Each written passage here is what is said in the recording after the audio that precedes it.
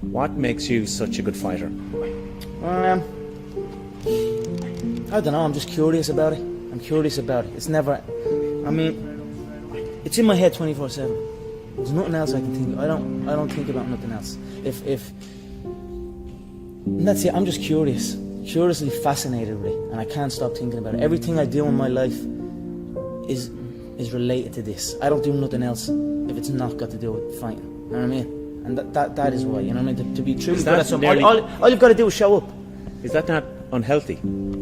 I don't know. Do I look unhealthy? Take a look at this physique. I'm in phenomenal shape, in body and mind.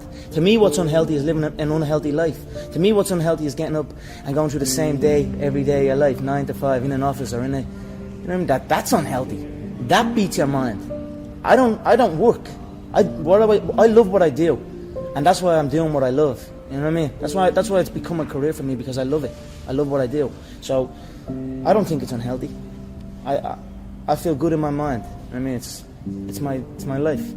I'm enjoying the fruits of my hard work. Nobody works harder than me inside the octagon, outside the octagon. I am a workhorse, so I'm going to enjoy the benefits of this life. I'm going to get myself a big mansion in Las Vegas. I'm going to get the soft top cars. I'm going to bring my whole team out. I'm going to spoil them and give them this life. Big steaks that size, we're eating every single night each. We're eating good, we're living good. It's human nature. Some people will sit and take positivity from that. They will look at that and take inspiration and inspire. It will inspire them to go and push for that. Others will shell up and critique it and be negative towards it. But one thing is for sure, those people will stay where they are. The people who take inspiration from it will rise up and also one day experience that life. So this is human nature. Some go one way, some go the other way. But I am enjoying my money, my hard-earned money that I have dedicated my life to. I was always getting pestered. What are you doing with your life? You're doing this, doing that.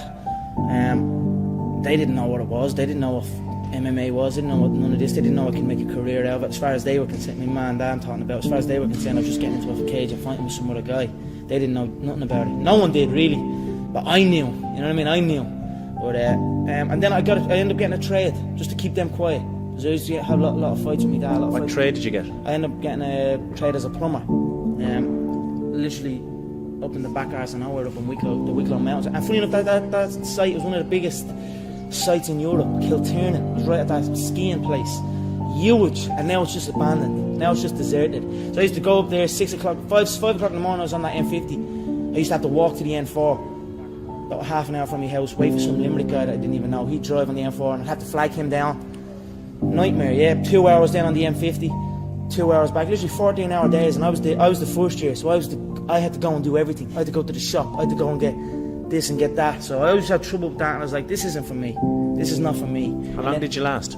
I lasted 18 months doing it. But it was tough, you know. It wasn't the life for me, you know what I mean? And then John said, because I was training with John as well at the time. And then John got in touch and says, I have a show, I'm running a show, I'd like to fight on it. And then that was it. I just packed it in, didn't show up. My dad used to come in and punch the head out of me and like try and drag me out of bed. And I just wouldn't go, you know what I mean? I had an uproar for a good few years when I'm over it. But, and that was it, I just packed it in, quit, and then focused on training. And I knew what was going to happen, I knew I was going to get here. They didn't. There's a lot of stressful years, you know what I mean? A lot of tough times. But I proved them wrong. I proved myself right. I cannot put one thing what I'm enjoying. I just love this life that I have created. I love this business. I enjoy work. I don't want to be anywhere else but here. So every day I am enjoying myself. I wake up every day, I pinch myself. You want to see the room I'm sleeping in, you want to see the bed I'm sleeping in, you want to see the home that I am living in. There's an elevator in the home. So I'm on the third floor and I go out, click the button and it goes from the third floor to the first floor.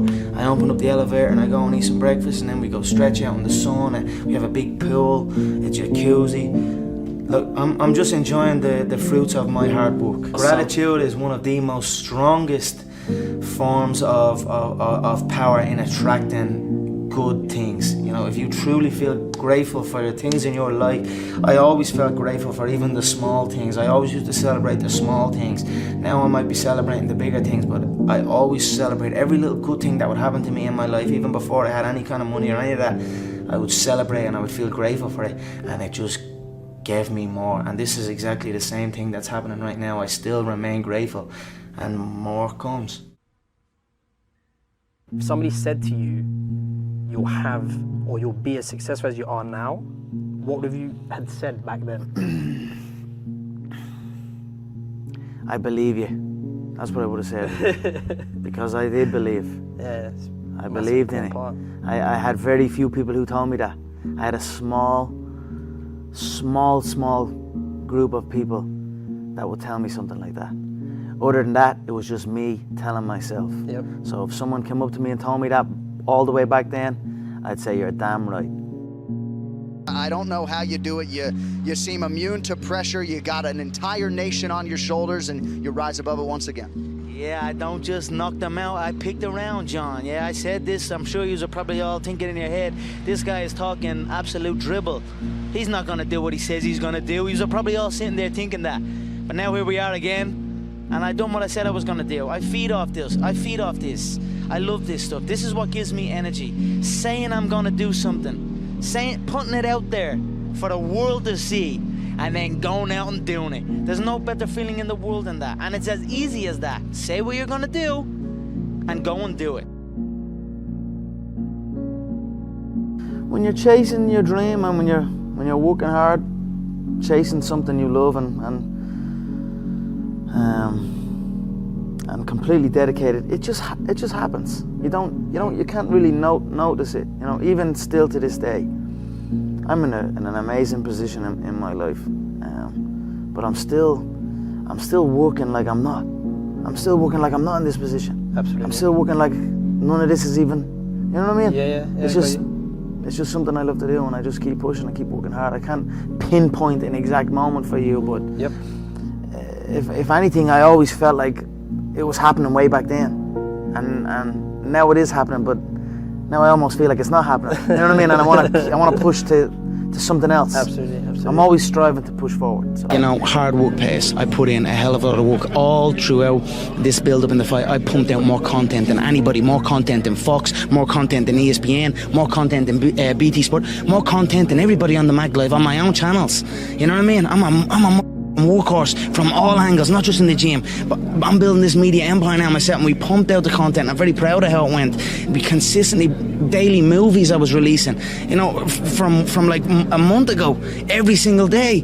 You know what I mean? Nobody's doing that. So I'm very proud of it, and I'm very, like, the work pays, hard work pays, and I put in the work, and that's why I'm sitting at the top. I put it all on the line. I show up, I perform, and I get the results from that. So when I was a kid, I used to always visualize stadiums, and like, even when I was playing football, I'd kick the ball against the wall, and I'd pretend that I scored a goal, and I'd run off, and I'd be raising my hand and visualizing a arena full of fans. And that was something I'd done as a kid out on my own. I like just running around kicking the ball.